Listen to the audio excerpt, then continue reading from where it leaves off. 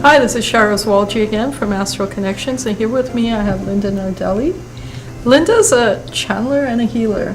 Thank you for joining us today. Yeah, thank you for inviting me. Absolutely. Linda's going to join us in June for an event, an evening, and we just wanted to talk to Linda and get to know her a bit better and learn a little bit about her and her life and her gifts. So tell us, Linda, tell us a little bit about your life first. Tell us about, when you were younger, where you grew up, a little bit about your person. Oh, I kind of grew up all kinds of different places. I grew up in Montreal and in BC, in Victoria. So my parents were pretty much hippies that got bored of Montreal and did, the road trip to Victoria, and they got bored with that, and I just did a bit of that, I laughed. There was a lot of turmoil. There was a lot of change, and I don't want to get too much into that, except that I learned a lot and I grew up really fast. And what I was saying to you earlier is, I didn't realize until my early 20s that I was an empath. Right. And so I would feel everything in between what was going on in my childhood. Before you go into your experience as an empath, could you define for the audience what an empath is? Well, it's somebody that is highly sensitive to the undercurrents or to the in-between. And so growing up, my parents, my family, and my siblings would act a certain way, and I would pick up the in-between, and that would be with friends and other family members. And so for me, for the longest time, I was just really confused. So that was my childhood. It was confusing. Can you give us an example of a confusing empath experience? Well, it's it's for instance, my father would get headaches, he'd get migraines, and I would see things, I would sense things. I would sense, okay, this has something to do with his mother, and I remember telling him, well, you just haven't grieved your mother's passing. And he'd look at me like I was out to lunch. And you had no idea how you knew that? No. Okay. No. And I didn't really, to me that was just normal. Everyday, yeah. And it was actually a psychic reading I had with a healer, and she explained to me, she says, you feel energy and you're a healer and you're always sensing what's going on with people, and I'm like, yeah, I guess I am, So and what made you go to the psychic? Those are my first experience of healing. Okay. And it was that psychic that explained to me, she says, you really need to do therapy, you really need to heal your past, make peace, because my mother passed away when I was very young. But that was part of what drew me to spirituality. Yeah, because it was part of your journey. Yeah, because I was seeking for her, was looking for her. Okay. And I found her. And I communicate with her spirit now, so it's So the very first time you found her, what was that like? Scary. As an artist. So then she probably found you rather than you finding her. Probably. I'd feel a spirit in the home, especially when I was painting, because I'm an artist, and that's ultimately how I learned to channel, because for me, art is about getting out of the way. And I would feel the spirit, and I'm like, I think this is my mother. I don't know. And I would just go to bed with the lights on. It's like, okay, you could be here, but I don't think I can handle seeing you right now. Not this yet. and it was a friend of mine that's a reader, a clairvoyant, that just said, oh, this is your mother. It's like, it is. And I'm ready to talk to her. Okay. and like I said earlier, for me, this whole journey has been gradual. And I'm grateful for that, because that helped me adapt, get used to it. Yeah. And adjust. Yeah. And adjust. And that was big for me. Yeah. Because growing up, there was a lot of chaos, there was a lot of movement, and part of my adult life has been to learn how to stabilize my life. To be flexible and move along with it, but at the same time find my roots. Right. And my life hasn't let me find it externally. I've had to find it internally. Okay. And that grew my channel. It grew my relationship with spirit. And in time I realized, but that's where I wanted to root myself. That's what I was ultimately looking for. And that's what it was all about, and that was your journey. Yeah. Wow. Okay. So you consider yourself a channeler and a healer. Tell us a little bit about that journey. Well, before bringing the gift of channeling through my voice, at first it was through writing, and before that, So automatic writing. Okay. but I wasn't seeking to do automatic writing. No, yeah. Again, it was wanting to connect with source energy, wanting to connect with it myself. So I was drawn to therapy. I went for therapy and counseling, and it was my counselor that suggested that I become a counselor. And it was her and my sisters and friends that was like, you really need to take that route. And so finally, that's what I did. And in that course, I was opening and experiencing. And I just felt like I was so much in my element. And so what happened is one day, I was going up, I love this story, I was going up, I lived in an attic apartment, and I was going up the stairs, and I thought somebody was behind me, so I turned around, and there was nobody there. But I was used to feeling spirits in the space. I'm like, oh, okay, so there's a spirit here. Spirit. And by then I felt comfortable with it. And I kept getting paper, pen, write. Oh, okay. And it's odd to me that I didn't think, oh, now I'm going to be writing and communicating with spirit. I just kind of like, okay, well, what is it? And I dictated, and it was so slow. It was one word. I'm like, did I hear that right? And I'd be listening, oh, okay. You know, and every day I wrote more, and by a week's end, it was like, wait, I can't keep up. Right. And it was, It's interesting. I think it was just a few days later, I was doing a healing session with a client that was laying on my massage table. And I would get messages for people. I'd been getting messages for about 3 or 4 months. And this time I said to her, the spirits wants to speak to you directly. Is that okay? And she said yes. And I'm like, oh, okay. And they spoke directly through me. And it was And that was your very first experience of spirit talking to you. Yeah. Wow. And it's interesting to me that I knew that was happening, and I knew to ask her, but it wasn't conscious enough for me to go, wait, I don't know if I want to do this. Right. It just happened. It wasn't until after that I was like, what just happened? And that experience was pleasant, though? Yeah. Okay. Yeah, it was beautiful. Okay. And you have more than one spirit talk through you since then? Yeah, it was the one then. As I grew, and I think it was about 3 or 4 months later that the group came through. Okay. And it was quite challenging for me at first because I didn't understand what was happening. Like the shaking,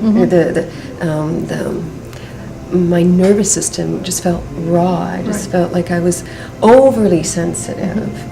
And it was then that I spoke directly for me. Like I would channel directly for other people, but not for me. And it was a friend that said, well, why don't you do it directly for you? I'm like, oh, okay. And The concept. well, yeah, all right. So he sat down across from me, and I'm like, okay, well, I'll do that. And then the spirit spoke on behalf of me to my friend, and gave me messages that helped me understand. No, there was a group now that were coming through, and I was being prepared.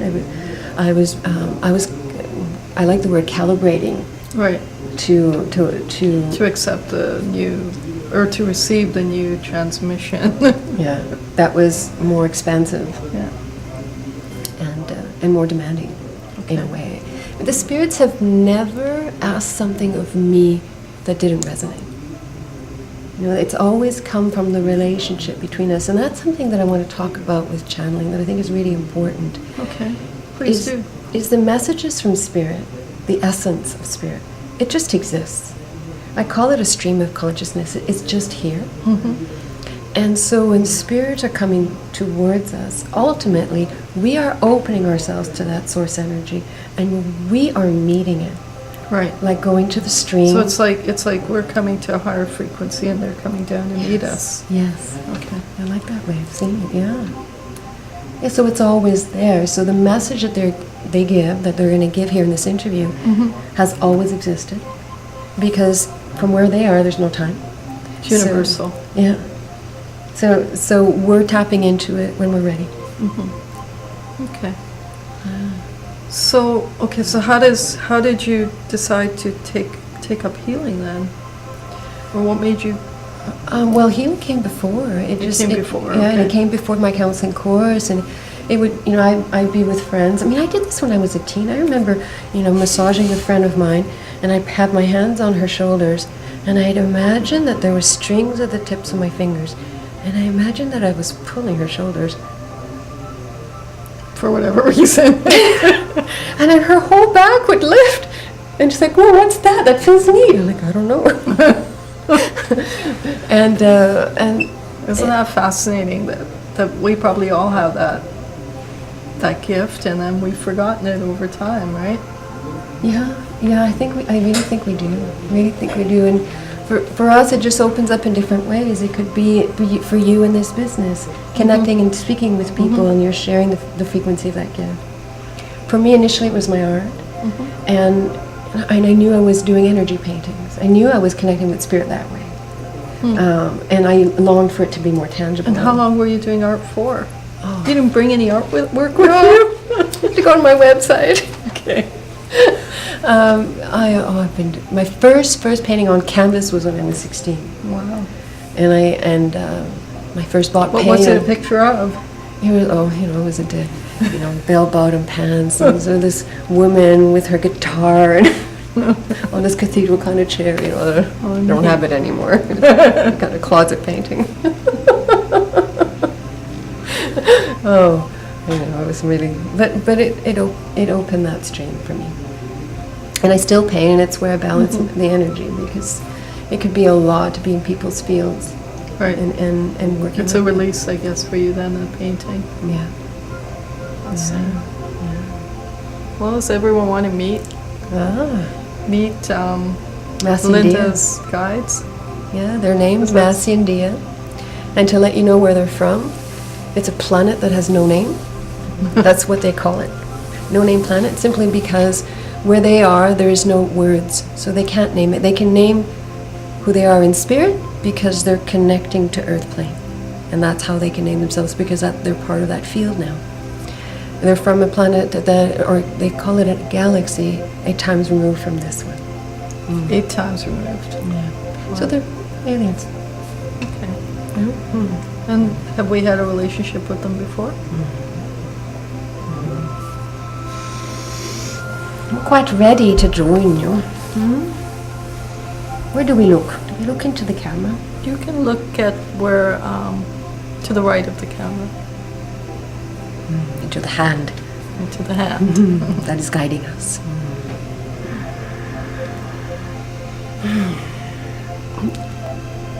Because where we are, there is no time. We can't explain when we first joined your planet, because that would be to say that there was a past and there was a beginning, but for us, we simply are here. Right. So there is no beginning and there is no past. No, There's only now. there is only right now. And right now is whole. It is filled with past, present, and future experiences within the context of where you choose to live, within the context of Earth. But it's not just Earth, there's parallel Earths, but it's other planets that work within manifested matter. And so there is also a concept of time, just different than here. And so we need to respect the past, and we need to respect the future, because you've had past lifetimes and you have future lifetimes based on it occurring now. So, for instance, a good way of, good metaphor for this is the forest. What's the beginning? The tree, or the fallen tree that's decomposing, that's rotting, that's becoming a fertile soil for the root of a tree to begin. What came first? It just is. It just is. So in time, there is the past of the tree that has fallen, that has, as we said, gone through its decomposing, it's a whole renewal, and the seeds of new growth taking shape. And then that cycles, and that looks linear to the human mind. But for us, it just exists. But we want to talk about something else, besides talking about where we're from and why we're here. We're here to help people remember who they are. We're here to help people remember their essence. And that's ultimately why we do Fila, that's our name for Linda, and you, the Astral Connections, and Massey and Dia. And the spirit of Astral Connection has welcomed the event that we are preparing for. Absolutely. And we were very excited about it. We were there long before Dofila agreed to be there. We were there a few years ago, really, when the seed of that idea developed in Dofila, and she said she wasn't ready. And here we are, completely ready to be here. And ultimately, it is to not just talk about, because talk is talk. We're here to be. We're here to live and breathe with you, whoever it is that joins us, you know. We're here to connect with who you really are. We're here to connect with the essence of your purpose here on earth. We're here to connect with the spirit of whatever it is that you're endeavoring to create. Because that has source energy. That has source energy. And ancient religions honor that with ritual. And so ultimately we're going to talk about ritual. The rituals of renovating. The rituals of bringing in altar. Bringing in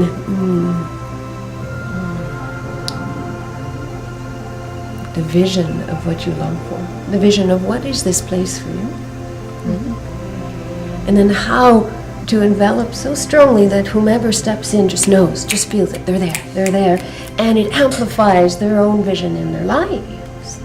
And so for us, we're going to come here and we're going to strengthen the seedling of that. Thank you. Oh, it is our honor.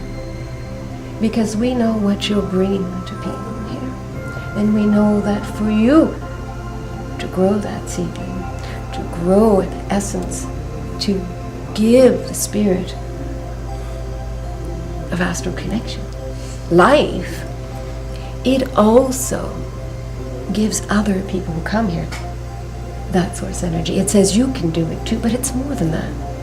Because it's not linear, it's not just recognized intellectually, it's recognized internally.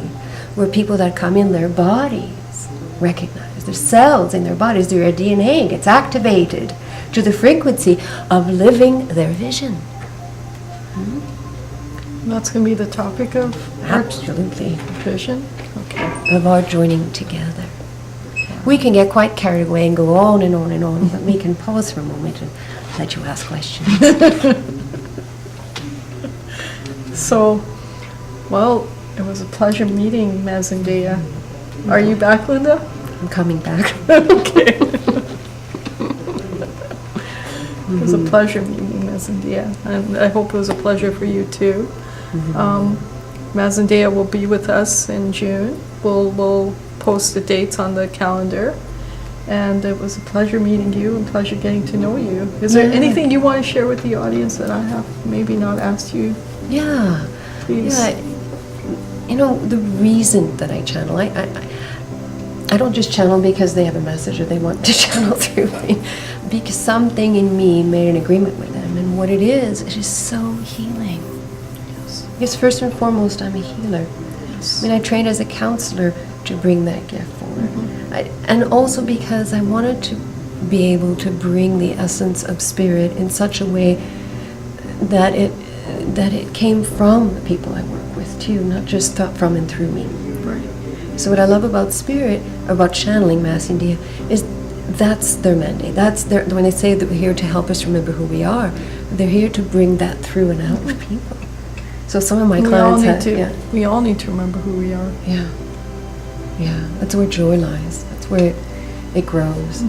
And I've seen it take fruition in people's lives. And my clients, I mean, either they connect with their own channel, or just strengthen their relationship or their work or their own sense of value with themselves. I love it. I just love it. Can you help our clients recognize their own channels? If that's what wants to happen. Okay. Yeah, just like when I'm painting, my whole idea is to get out of the way and let the painting happen. And so when somebody longs to channel, what I'm going to do is celebrate that. And out of that celebration, we hold a space together for it. And also within that, we also hold a space for all the learning that comes from that longing. Right. When we ask to channel, it's like, okay, hang on, that we're also attracting The knowledge, lessons. the lessons, yeah. Yeah. So thank you. Thank you, Linda. Thank you.